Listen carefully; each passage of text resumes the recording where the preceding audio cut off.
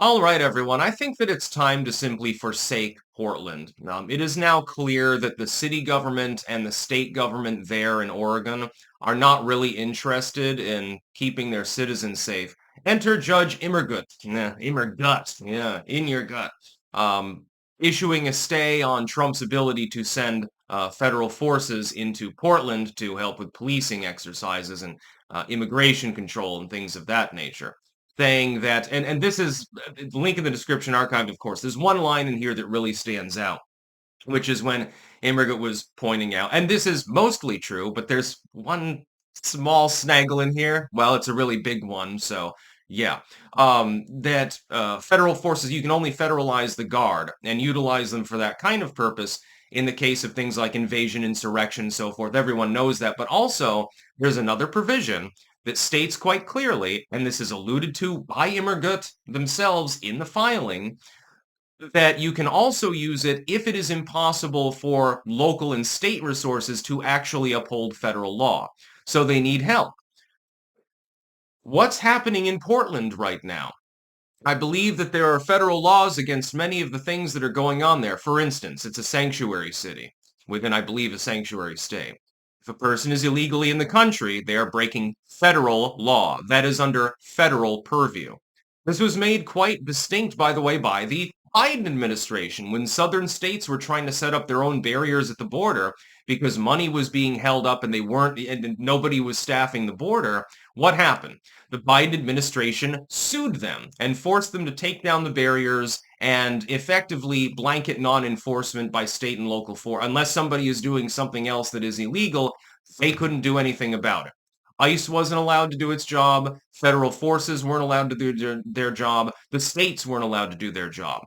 Immigration, by and large, is under federal purview. Well, the law is not being upheld by the city of Portland or by the state of Oregon. So by the judge's own admission in issuing this stay and then denying the government's request to stay the stay in order for them to keep enforcing in the meantime, the judge is willfully ignoring the law. The same law that was literally referred to by the self-same judge. How inexplicable can you possibly get? There are other federal laws being broken up there.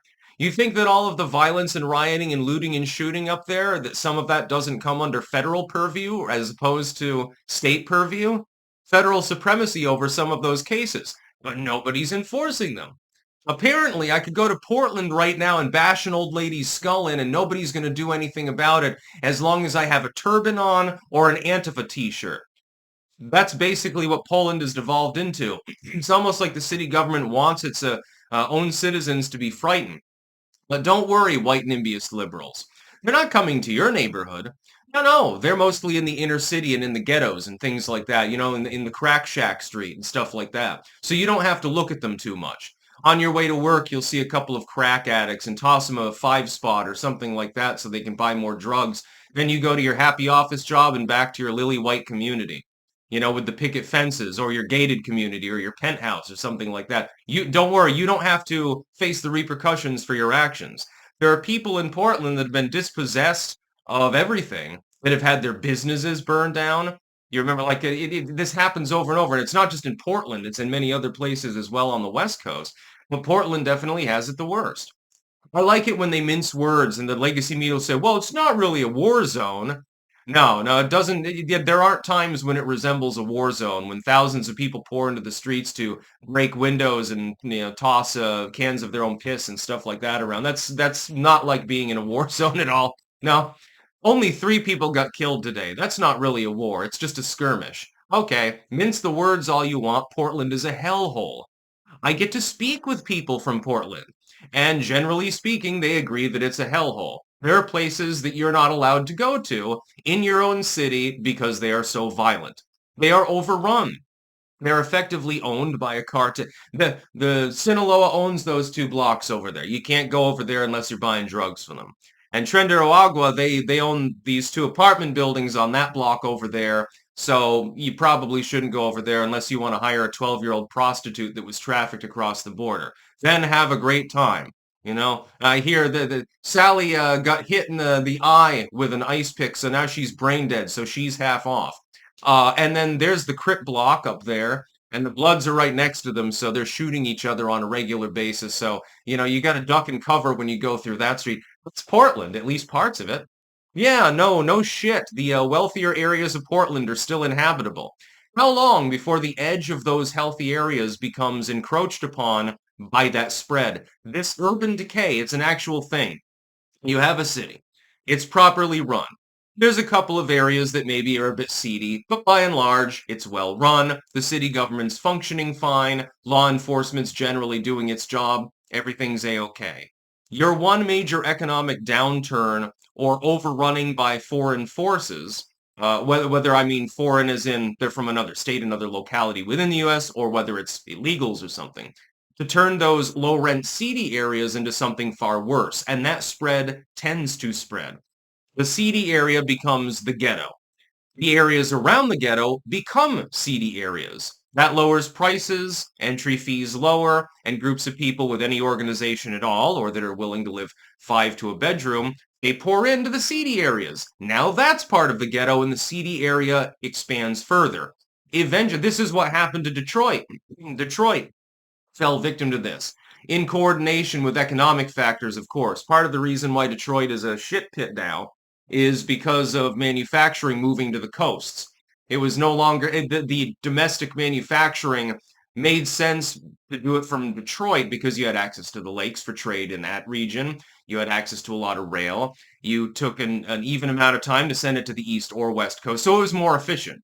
But now that that manufacturing and shipping is mostly external, it's international, Detroit got left behind. Portland doesn't have this problem. Portland is on the coast. Portland should be a wealthy and well-off city, but it's not. No, it's becoming worse. We've seen this for years now. I mean, this doesn't start recently. It doesn't even start with the immigration crisis, centrally speaking. That just makes it worse. And that's only part of it. The gang violence is the real problem. Again, you've got Tren de Agua, you've got Sinaloa, you've got those other dudes that we armed Sinaloa against at one point. I can't remember the name, MS something. You've got inner city gangs, you've got drug cartels, you got everything. And there's probably some terrorists up there scattered around, but they're not doing anything about it. So, by the judge's own admission, that final reason why federalizing the guard in order to go into an urban community to try to clean it up is applicable. That reason is clearly applicable because it is quite clear. It is objectively and observably clear that it's not possible, clearly, and that there's no will or way by which the local forces are capable of tamping down on the situation. And I like how when people say, well, we're under constitutional law, not under martial law. This is not martial law. These operations are targeted in coordination with local and state forces anyway to try to make sure that the people that you're capturing actually are dealing drugs, trafficking kids, members of terrorist organizations. They're illegally here and doing other crime. That's who's being targeted. Yes, there are unfortunately some instances that we've seen over the prior months in which people have been profiled and detained and things like that, and wrongfully. And in those cases, I strongly support them being able to have a civil suit, for example, against the government because they were profiled. They were wrongfully detained. You sat in the back of this van for 3 hours before they finally determined that you were a citizen. I mean, in some cases, people have their fucking ID on them and they're still getting detained. They're like, hey, look in my pocket, asshole. That's what I would tell them personally. I don't go anywhere without my wallet. There's a reason for that. Not that well, actually, I probably do look like a homeless bum or an illegal, so I better be extra careful, I guess, if I go to certain cities. I don't think it'll be a problem.